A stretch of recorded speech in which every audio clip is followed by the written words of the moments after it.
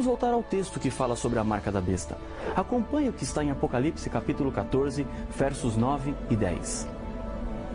Se alguém adora a besta e a sua imagem, e recebe a sua marca na fronte ou sobre a mão, também esse beberá do vinho da cólera de Deus, preparado, sem mistura, do cálice da sua ira, e será atormentado com fogo e enxofre, diante dos santos anjos e na presença do Cordeiro. No selo de Deus está a sua vontade em salvar os seres humanos. O selo de Deus está espalhado por toda a Bíblia. Em vários textos encontramos qual é o sinal de Deus. Uma dessas referências está em Ezequiel capítulo 20, verso 20. Santificai os meus sábados, pois servirão de sinal entre mim e vós, para que saibais que eu sou o Senhor vosso Deus. Talvez alguém possa dizer assim: esse verso estava se referindo apenas ao povo de Israel.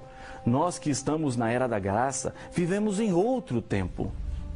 Se você analisar o texto sem preconceitos, descobrirá que em toda a história humana, Deus sempre teve o seu povo. O que identifica o povo de Deus é um sinal entre ele e o seu povo. E a Bíblia diz que esse sinal é o sábado.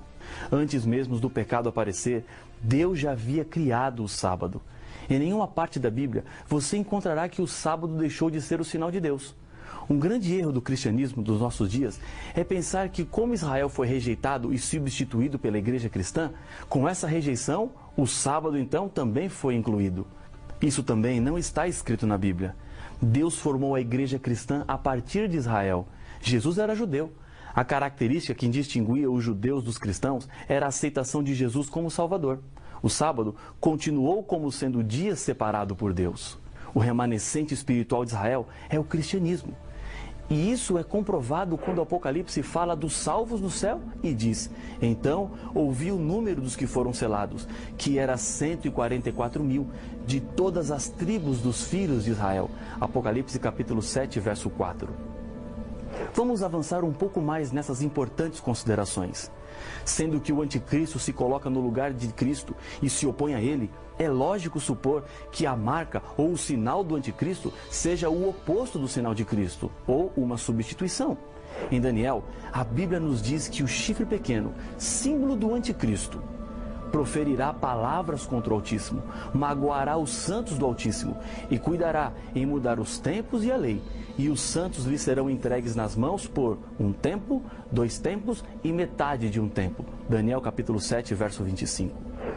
Daniel fala do mesmo poder perseguidor que aparece em Apocalipse capítulo 13, a primeira besta.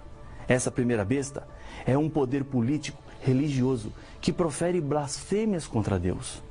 Depois de 1260 anos de supremacia, é golpeada como de morte. Nessa época, aparece uma outra besta. Apocalipse 13:11 nos revela: vi ainda outra besta emergir da terra. Possuía 2 chifres, parecendo cordeiro, mas falava como dragão. Todas as características da segunda besta assinaladas na profecia se cumprem com o surgimento dos Estados Unidos da América. Surgiram como nação em 1776, em um território não habitado por outra nação civilizada. Segundo a profecia, surge da terra e não do mar como a primeira besta. Mar, segundo Apocalipse capítulo 17, verso 15, significa lugar povoado, e terra significa um lugar não povoado. A segunda besta, representada pelos Estados Unidos, se une à primeira besta e diz o Apocalipse: faz com que a terra e os seus habitantes adorem a primeira besta, cuja ferida mortal fora curada. Apocalipse capítulo 13, verso 12. E lhe foi dado comunicar fôlego à imagem da besta, para que não só a imagem falasse, como ainda fizesse morrer quantos não adorassem a imagem da besta. Apocalipse capítulo 13, verso 15. A profecia bíblica está nos falando de uma união entre 2 bestas, somando forças políticas e religiosas.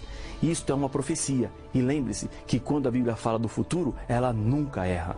Segundo a profecia bíblica, será através da segunda besta que a adoração será imposta à primeira besta. Ou seja, os Estados Unidos tomarão a iniciativa de obrigar as pessoas a adorarem a imagem da besta, deixando de lado as suas atuais ideias de liberdade religiosa. Hoje, você pode escolher a quem obedecer. Qual é o caminho que você vai seguir? Que tipo de sinal ou marca você quer receber? O selo de Deus ou a marca do inimigo? Não existe neutralidade. Não é possível ficar com o pé com Deus e o outro não. A promessa de Jesus será cumprida e depende de você, agora, qual caminho você seguirá.